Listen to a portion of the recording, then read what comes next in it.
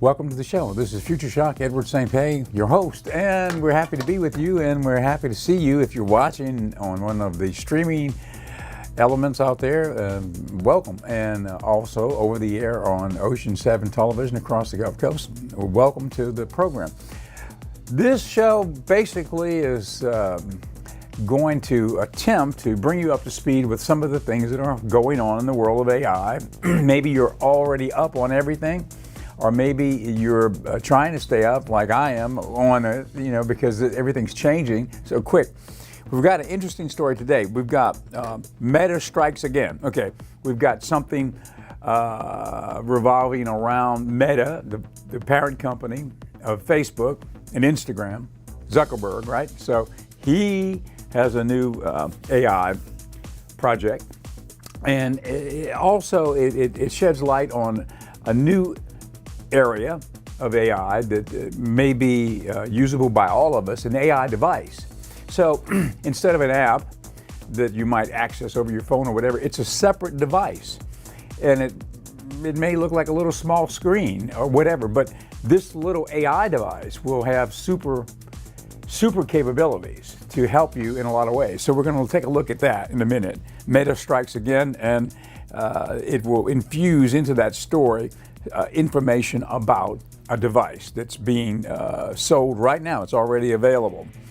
Also, Microsoft's new, it's called Phi 3. It's another AI device, which is from Microsoft. So you can see people are getting into the game now, and that's where it's going. Our phone is going to become a super phone. It may not be exactly the kind of phone we have now. It may change a bit, but it's going to be imbued with superpowers. And so we'll be able to use it in a lot of ways. It may not even look like a phone anymore. It may look like a small little device, which you'll see in a second. I've looked at the video a little bit, and basically it's a whole new category of products that will be coming, that will be infused with AI. There will be a personal assistant, I guess, of the future, a futuristic version of a personal assistant box of some sort. Also, we've got a couple of segments on humanoid robots. We've got more on the big news from Boston Dynamics, the upgraded version of Atlas, their humanoid robot. They came out with an upgraded version. Of course, you've got Tesla and others who are infusing AI into robotics to turn them into, almost supernatural creatures, things from a science fiction movie, right? But they're here, and you'll be able to see more. If you haven't seen the Boston Dynamics Atlas robot, you're going to be amazed. And it went through a big upgrade. And so we've got more on that, a couple of videos on that. But first, let's start off. Let's look at the Meta Strikes Again video. Let's take a look at what Meta is doing, and there'll be an intro to the new AI devices. Let's take a look. So Meta's smart glasses, the Ray-Bans, actually now have AI in them. If you aren't familiar with what these glasses are, they're basically like what the Google Lens was supposed to be. And if you don't know what that is, it's basically glasses that have a camera embedded in them that can take high quality pictures, and you can do a whole load of cool stuff with it. Now, I think this was a very obvious step for Meta, considering the fact that they just released their new AI tool, and I'm truly excited for this update because I think this actually goes to show what is going to be coming in the future with AI devices. Now, I know a lot of people have been skeptical to try out these glasses, and I've actually tried them out myself, and I have to say, they don't disappoint. I mean, when we look at generative AI and just a personal assistant, we actually wonder what the form factor is going to be. And one of the key things I've noticed with the Meta glasses is that they aren't actually weird. They aren't actually awkward. They fit pretty well. And as someone who's seen them on other people as well, they don't look like something that's out of place. And the best thing about them is that you don't actually have to get used to wearing a new and different product. This is something that people already use.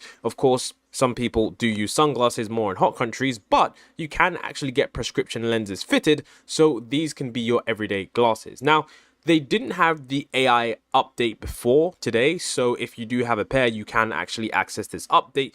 But it is important to note that currently this is only in early preview. So if you're like me and you do have the glasses and you're in a country like the UK, they haven't actually rolled it out worldwide yet. But I'm guessing that when it is rolled out completely, this is going to truly change the game. Because, like I said before, the glasses were already pretty decent. But this is arguably going to be one of the easiest devices for the average person to use in terms of actually getting to grips with an AI system that's non-invasive. And all that means is that this is just naturally going to be there. So you'll basically just have glasses that potentially in the future will always have an AI in them, and maybe a camera is just going to be that something that people get so used to that it's something that's now expected. Now, I think this will really take off in the next 2 to 3 years when we do get AI systems that have much lower latency and the quality completely increases. For example, when maybe some influencers start to take video calls or they start to record certain pieces of content, I think that is when the spiral up is going to truly be there because, as you know, social media, virality, trends, all it takes is one big trend, and then we have thousands and thousands of people and even millions and millions of people getting in on this new AI trend. And I think the only thing that's currently stopping widespread adoption of this is, of course, the latency between talking to an AI system and actually getting that response. And I do think, like I said before, within the next 3 years, that's not going to be a problem at all. And once that isn't a problem, I'm pretty sure a lot of people are going to be utilizing this. And it does show an interesting trend because maybe this could be the future of AI form factor, and other companies like OpenAI and Humane might actually switch their form factor to compete with what's Meta doing. And I definitely do have to say that putting glasses with a camera and all sorts of technology that they do have inside is definitely a pretty hard thing to do. Now, when actually talking about AI devices, something that you should all know is that Rabbit actually recently had their pickup party in New York, and this is the first live unboxing of the Rabbit R1 device. Now, why am I even talking about this? Well, number one, it's quite similar to the Meta AI glasses in the sense that it's an agentic AI platform, and the fact is that right here we have a monumental moment because it's a landmark event where we actually have an AI device that many people are actually excited to use. Now, I think this is going to be truly interesting over the next couple of days because that's when this thing is going to start getting into the hands of different tech reviewers. And I think that's when we can start to see the wider reviews of this, especially compared to Humane's recent AI pin, which was honestly just a blunder in the tech industry because I don't think they listened to initial reviews of what people were stating about the device. And then, of course, it led up to other larger creators stating that they just think that this device has a lot of potential, but at the current price point, it just simply isn't worth it. Now, the reason I'm actually talking about this device again is because the live demo actually showcases what this can really do. And because it's live, you can't really fake it, and you can see all the flaws of this software. Now, I'm going to play a couple of minutes of this because honestly, like genuinely, I was actually surprised at what this device could do because we all know that when there's a product demo from even an AI system to a simple AI pin or device or whatever it may be, we're always usually skeptical because we think that they just want to sell us their products, and then by the time we order it, it's not going to live up to the hype. But honestly, a live demo where he's showcasing all of the abilities of this system do honestly surprise me in the fact that it does live up to the hype in terms of what it's acclaimed to be. Check this out. Check this out. So now the vision camera or the camera works with analog scroll wheels too. So I can just literally do that. It flips. Back and forth. Try one more time. It flips. Okay. So let's just do that. What's in front of you? Let me see. One. Crowd of people. I'm counting. The image shows a large people. That's sub 2 seconds after let me see. Some kind of event or concert. Bright lights illuminating. Okay. That's pretty fast. Or should I say this is the fastest out there, guys? Yeah. All right, so I post all my demos on Discord all the time. You guys know that, right? And we love you, thank you. It's been like I think much over 100 demos I posted during the last 104 days. But I saved one for you guys for today. Okay, just for today. This is a simple spreadsheet that my colleagues hand-drawn, and come on, I can do better than that.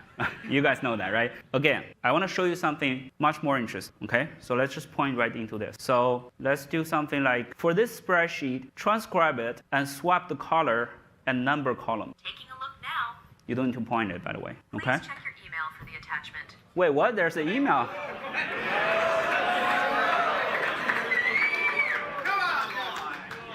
Guys, check your watch. Check your watch. Okay, I want to make sure this is not a spam because it's called Rabbit. We got spammed a lot.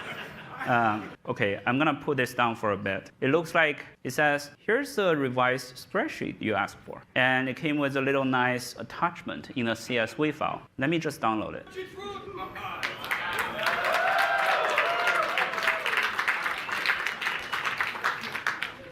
Guys, R1 is real. So, I mean, this isn't a paid promotion or anything. I think that this actually goes ahead and shows us where we're headed in terms of agentic AI. And this is just an on-device AI that is simply just taking the inputs of what you're looking at and then it's doing something really quickly. And honestly, doing... So there's an example of a real-world application where this device can be helpful in a lot of ways. So it's an AI device, along with the sunglasses. I mean, that was a great video. I mean, everybody's wearing glasses, and these AI-infused glasses will be able to do a lot of things that we've never even imagined, right? So there are two examples of devices, the sunglasses and that little box from Rabbit. So you can Google Rabbit, find out more about them, and it's an oncoming project. Okay, so there is a lot of activity with the robotics out there right now, and we've got a video on, we've got a couple of videos on the latest from Atlas, which is the Boston Dynamics video. Here's a clip. This is Elon Musk. This is from Tesla.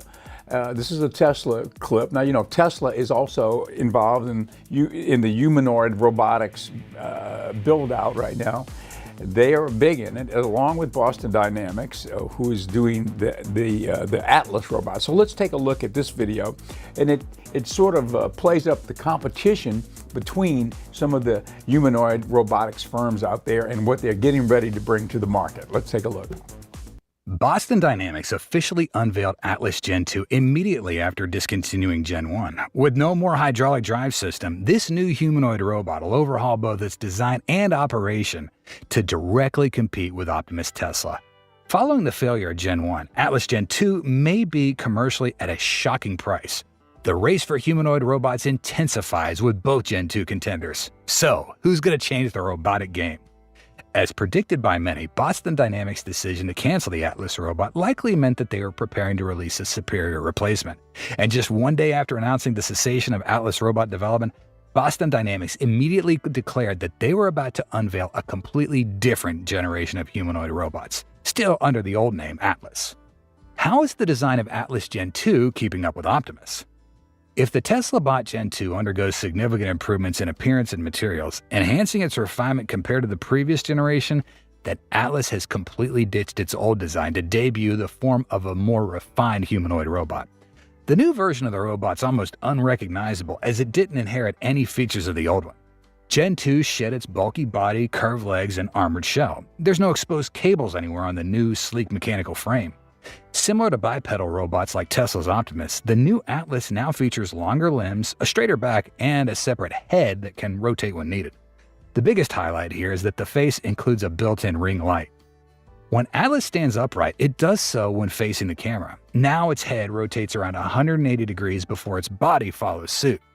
It stands still for a moment, giving the camera a clear first look at its head, a ring light forming the circumference of a perfect circle. The head of Atlas Gen 2 is one of the design elements that Boston Dynamics shared that they were quite concerned about. While every other robot's got a human-like head shape, the robot's head resembles a makeup mirror. Indeed, Boston Dynamics wanted it to stand out to create a friendly and approachable feel for anyone seeing it. This unique head provides a palette for the screen.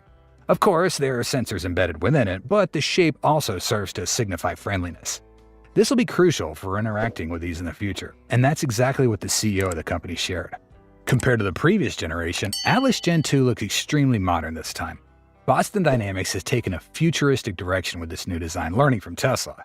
At first glance, the appearance of robots may seem unimportant, but for us, especially as they start showing up in households, we think that Boston also considers this because at least no one would dare to buy a robot with a threatening appearance that might scare children. How did Atlas Gen 2 change its operating way to compete with Optimus? Boston Dynamics seems to have devoted considerable time to researching and developing Atlas Gen 2 before deciding to terminate the previous one. This is most evident through the transition to a fully electric robot design like Tesla's Optimus, rather than using hydraulic fluid in the drive system like before. Now, the new race truly begins because both of these robots primarily operate on the batteries provided by the manufacturer. Speaking of Boston Dynamics' previous robot, everything's different now. The previous version of Atlas did use electricity, but also relied on hydraulic fluid, as you can clearly see in the videos Boston Dynamics puts out. The hydraulic drive system brought many benefits to Atlas's robot, including a strong force, easy control, high efficiency, and agility.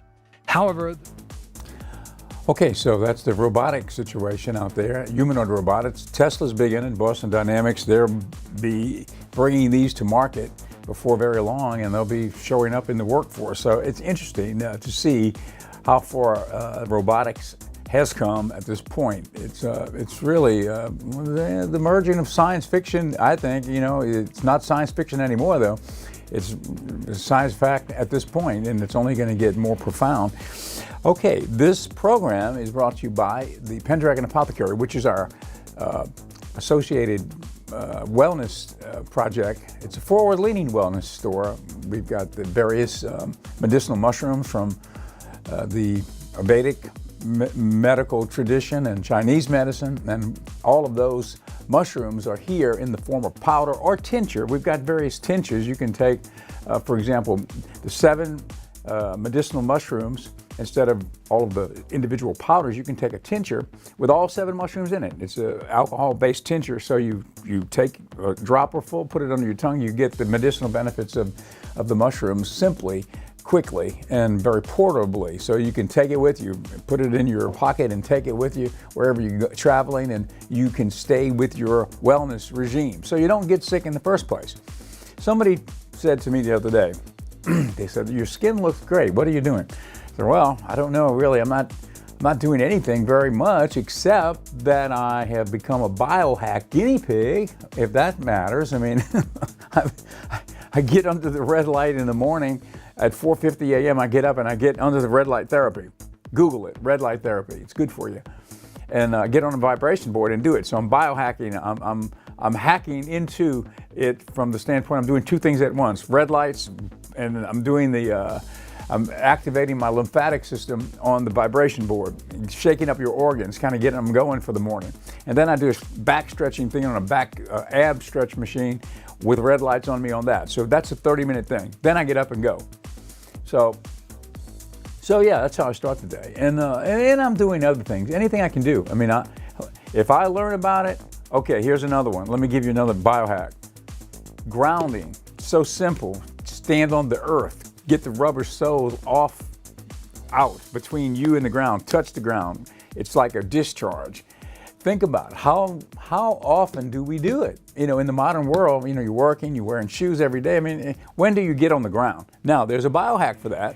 It's called grounding sheets, or you can get grounding pads, which they literally plug in, not to the electrical socket, but you know, the grounding socket, the 3rd plug on the bottom of the plug-in, that's the grounding socket. So you have one little single plug. Let's say you've got sheets that are grounding sheets. They're infused with little threads, silver threads throughout the inside of the sheet, which plug into, at the end there's a plug. You plug your wire in, and it plugs into the grounding element on the in the electrical socket. So it's grounded. They have the pillowcases, they have the sheets, and they have got mats to put your feet on while you're working at the computer all day. It's a way to naturally ground yourself, but without having to go outside and take your shoes off and walk around the ground for 15 minutes. So anyway, there are ways to do it. That's another way to biohack yourself into better health. There's lots of things. Anyway, that's the kind of store we are here at the Pendragon Apothecary. We've got the wellness products, but also I think it's merging into more of a biohacking type of a situation. Anything that I learn, I want to share it with you. I'll give you another one real quick, is intermittent fasting. Very simple. You just don't eat from 8 p.m. until noon the next day. The longer the better, but let's say even if it's at noon. So you're fasting more than you're eating, okay? You're fasting more hours than you're eating. Your body goes into sort of a internal cleanup process after about 12 hours. It's called autophagy, and you kind of clean up the free radicals in your system naturally, you know? So you get a clean out every day. You take the garbage out. Just think if you didn't take the garbage out for a week in the house, what would happen? Same thing with your body. If you got to get the free radicals out of your system, and that's what does it, by fasting.